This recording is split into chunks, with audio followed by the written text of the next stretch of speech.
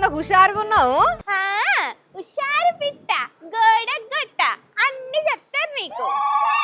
ఊనా హుషారు పిట్టనా? నీ సంగతి చెప్తాగు. అన్ని బురక పిట్ట లెక్కలు చేసుకుంటా బుర్ర బుర్ర ఏడుకోబోతున్నావు ఎగురుకుంటా. వార్తలేవి? వార్తలేం లేవు, ఇవాళ లీవ్ రాసుకో.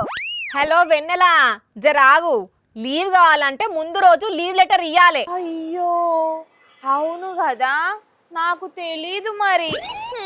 నువ్వు ఇట్లా అంటావనే పోయిన నెలల్ని ఎంటీ పేపర్ మీద సంతకం పెట్టి ఉంచిన, నీకు కావాల్సింది రాసుకపో. అవునా, అట్లనా? అయితే 1,00,000 రూపాయలు అప్పున్నట్టు రాసుకోవాలనా? అస్వంటి కథలు పడకు నువ్వు. ఒక్క 5 నిమిషాలు జరాగు. అన్న నెయిల్ పాలిష్ ఎంత? ఓహో అవునా, సరే ఉండు ఇస్తా. అన్న గాజులు ఎంత? 100 రూపాయలా? ఇగో తీసుకో. అన్న చెవుల కమ్మలు ఎంత?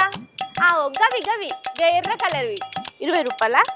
ఇగో తీసుకో, పైసలు ఇస్తా, అవి నాకు. ఓ వెన్నెలమ్మ, ఏ కాలంలో ఉన్నావు ఇంకా? అందరూ ఫోన్ల నుంచి డబ్బులు కొడుతుంటే నువ్వేమో ఇంకా బ్యాగ్ల నుంచి డబ్బులు తీసేవాడుతుంది. ఆన్లైన్ పేమెంట్ చేయొచ్చు కదా. నేను ఏ లైన్ పేమెంట్లు చేస్తే నీకేంది?